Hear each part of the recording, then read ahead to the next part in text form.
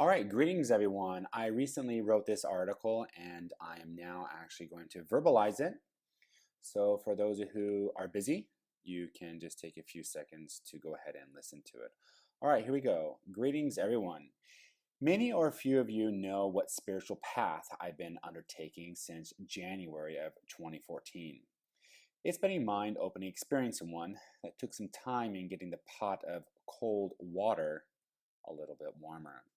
We all listen to discuss Abraham Hicks and the process of manifesting ideas into existence. She states things like get on your flying disc, be in the vortex, and visualization. Here is one small thing, but rather important self revelation I have had to myself.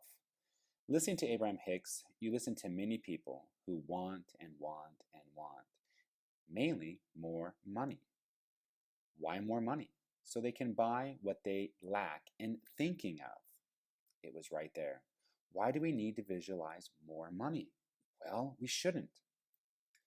Our consciousness is what creates form, which is to say, it comes from our thoughts.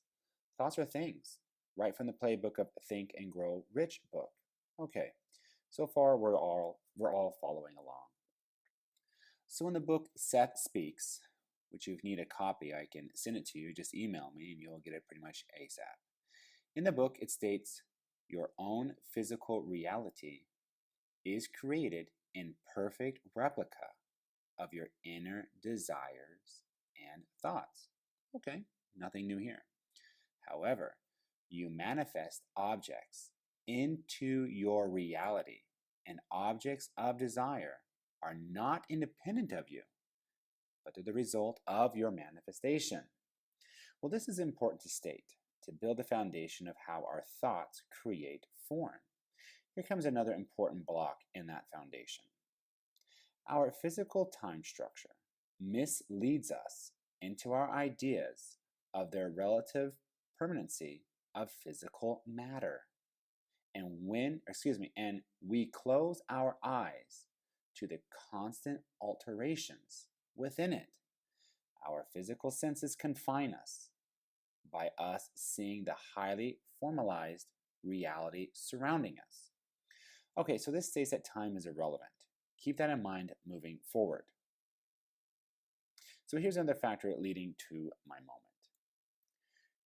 You can escape this through the use of intuitions and in sleep and dream states.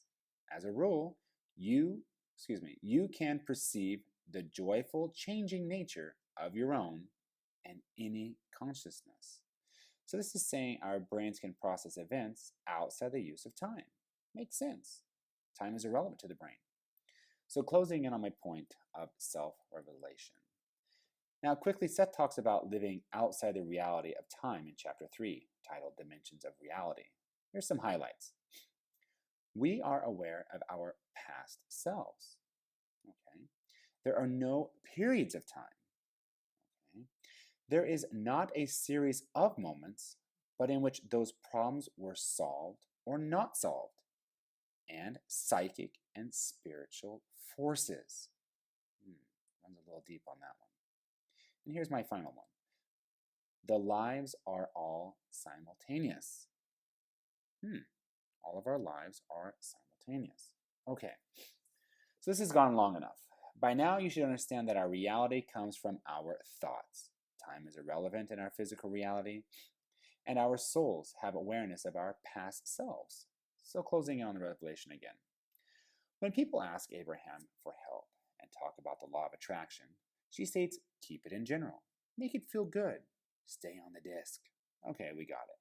So for us, you and I, to do this properly, my self-revelation for all our desires and manifestations come with ease in this, what I'm about to say. When we think of our desires, think of them already have happened. Think of them in the past tense. We can say past tense in this physical reality because we understand it. However, our minds do not understand periods of time, and all lives are simultaneous.